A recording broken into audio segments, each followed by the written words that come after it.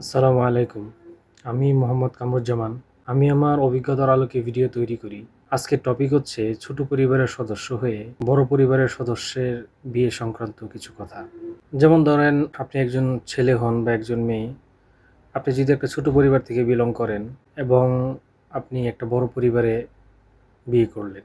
তখন দেখা যায় যে যেহেতু আপনি ছোট পরিবারের, আপনার ভাই-বোন, ধরেন আপনি একজন, আপনার ভাই-বোন নেই।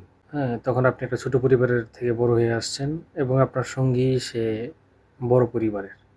যেমন ৩-৪ জন ভাই আছে, বোন আছে। বিয়ের পর আ এটা এরকম হইতে পারে আবার নাও হইতে পারে। যেমন এটাই কোনো দেখেন এটা কোনো বাঁধা ধরার নিয়ম না যে এইটাই হবে।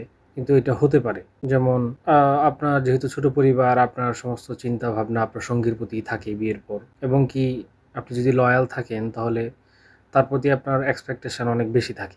কিন্তু যেহেতু আপনার সঙ্গী একজন বড় পরিবারের, তার অ্যাটেনশন অনেক দিক থেকে ভাগ হয়ে যায়। যেমন তার ভাইয়ের প্রতি, বোনের প্রতি, বাবা-মার প্রতি অনেক দিক থেকেই তার অ্যাটেনশনগুলো ভাগ হয়ে যায়। যার কারণে দেখা যায় হতে পারে আপনার প্রতি তার অ্যাটেনশন কমে যেতে পারে। কিন্তু এটা সব মানুষের ক্ষেত্রে সমান না।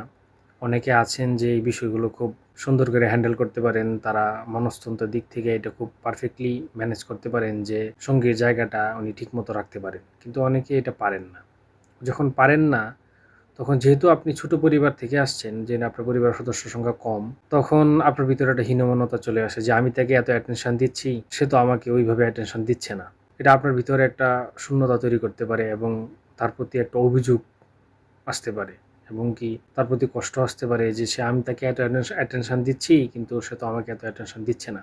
তখন এটা খোলামেলা আলাপ করে নিতে পারেন, ভালো হয় তাতে। কিন্তু আপনারও বিষয়টা খেয়াল রাখতে হবে যেহেতু সে তার অ্যাটেনশনগুলো অনেক দিক থেকে ভাগ হয়ে যাচ্ছে, তাহলে আপনার প্রতি অ্যাটেনশনটা তার একটু কমই থাকবে। সুতরাং আপনার এক্সপেকটেশনটা ওই লেভেলেই নিয়ে আসাটাই উচিত আমি মনে করি। এটা সবার ক্ষেত্রে হয় না। অনেক মানুষই ম্যাচিউরড আছেন যারা এগুলো ঠিক ভালোভাবে হ্যান্ডেল করতে পারেন। সঙ্গীর চাহিদাটা ঠিকমতো বুঝতে পারেন। পরিবারে অনেক সদস্য অনেক ব্যস্ত থাকা সত্ত্বেও সঙ্গীর যতটুকু প্রয়োজন সে অতটুকু দেওয়ার জন্য এফোর্ট দেন। তাদের জন্য কংগ্রাচুলেশনস। আল্লাহ আপনাদেরকে বারাকা দান করুক। আমিন।